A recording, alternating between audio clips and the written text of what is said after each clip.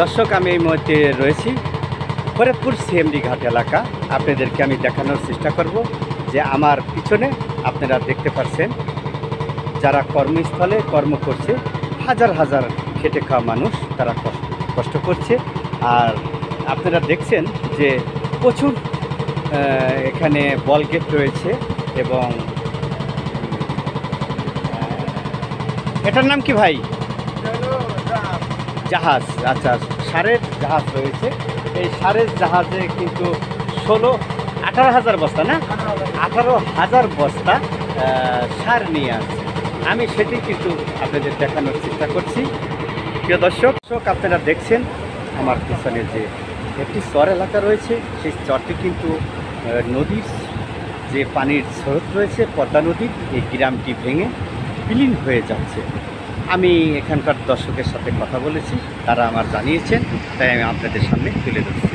আমি এই মুহূর্তে রয়েছি, দেখছেন খেটে খাওয়া মানুষ অনেক পরিশ্রম করছে, হাড়ভাঙা পরিশ্রম। কয় কেজি বস্তা? 50। আচ্ছা, 50 কেজির বস্তা নিয়ে তারা এই সার নামাচ্ছে। আর এখানে এলো এই কাটি গুনে বস্তা হিসাব করবে। আমি দেখাবো আপনাদের সাথে। ভাই, আপনার কি বস্তা চুক্তি? বস্তা চুক্তি না, এই 5টে হারে 5টে রে স্টার্ট করো।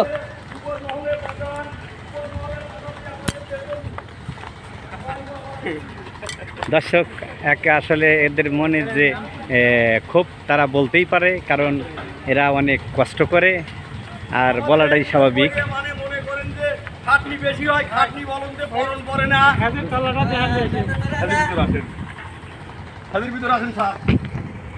যে হাজার হাজার বস্তা সার নামাচ্ছে, তারা পরিশ্রম করছে। আমি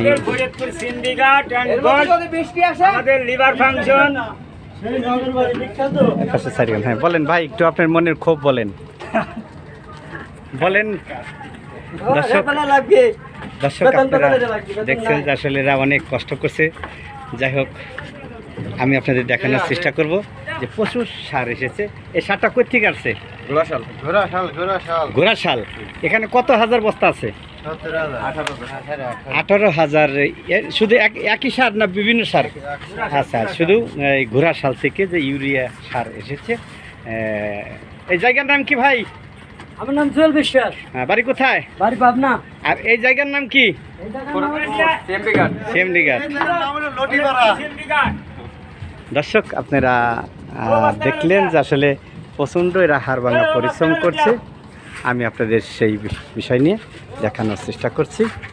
খেটে খাওয়া মানুষ কর্মস্থলে কর্ম করছে, আমি সেই বিষয়ে নিয়ে তুলে ধরছি আপনাদের সামনে। এই মুহূর্তে রয়েছি ফরিদপুর জেলা সিএমডি ঘাট এলাকা। প্রিয় দর্শক, আপনারা দেখতে পাচ্ছেন আমার পিছনে শত শত বল গেট রয়েছে। এই বল গেটে কিন্তু বিভিন্ন কোম্পানির সিমেন্ট, সার, বীজ এখানে আসে নামে। আরও আমি বলবো কয়লা আসে, কুচি পাথর এবং বিভিন্ন কিছু ট্রলার যোগে আসে। আপনারা দেখছেন যে আমার পিছনে যে পাশে একটা পদ্মা নদী, এই পদ্মা নদীর পাশেই কিন্তু দেখেন যে আমার পিছনে এই যে একটি মাছ ধরা নৌকা আসলো। আমি সেটাও আপনাদের দেখানোর চেষ্টা করছি দর্শক। আর এই দর্শক, আপনারা দেখবেন যে হাজার হাজার লোক এখানে একটা কর্মস্থল হয়েছে। আর আরেকটা বিষয় আমি বলবো, প্রিয় দর্শক, যে ফরিদপুর জেলায় যে একটা নাম রয়েছে সিএমডি ঘাট এলাকা, এখানে কিন্তু যে পদ্মা নদীর যে পানি রয়েছে, সে পানি কিন্তু এই 2025 সালে তেমন কোনো বৃদ্ধি পায় নাই, যদিও কিছুদিন আগে পানি একটু বেশি ছিল। আজকে আমি যে সংবাদটা জানতে পেরেছি, পানিটা অনেকটাই কম, বা এরা স্বস্তির সাথে কাজ করছে। আর যারা চালক ভাইরা রয়েছে, এই বল গেট, ট্রলার, তারপরে আপনার ছোটো ছোটো নৌকা, কিন্তু নদীতে স্রোত কম, যার কারণে এরা অনেক স্বস্তিতে তারা নিজ নিজ কর্মস্থলে যাতায়াত করতে পারছে, বা তাদের ঝুঁকি কম। তাই আমি আপনাদের সাথে রয়েছি। আমি শেখ মোহাম্মদ ইল্লাল Hossain, online news Bangla, Faridpur CMD ঘাট থেকে আপনাদের সাথে সরাসরি আমি রয়েছি। প্রিয় ভাই, আপনারা যে যেখানে রয়েছেন, আপনারা দেখতে পাচ্ছেন যে এই যে হাজার হাজার যে বল গেট রয়েছে, এই বল গেটে কিন্তু টোটাল এই বিভিন্ন কোম্পানির মাল এনে থাকেন।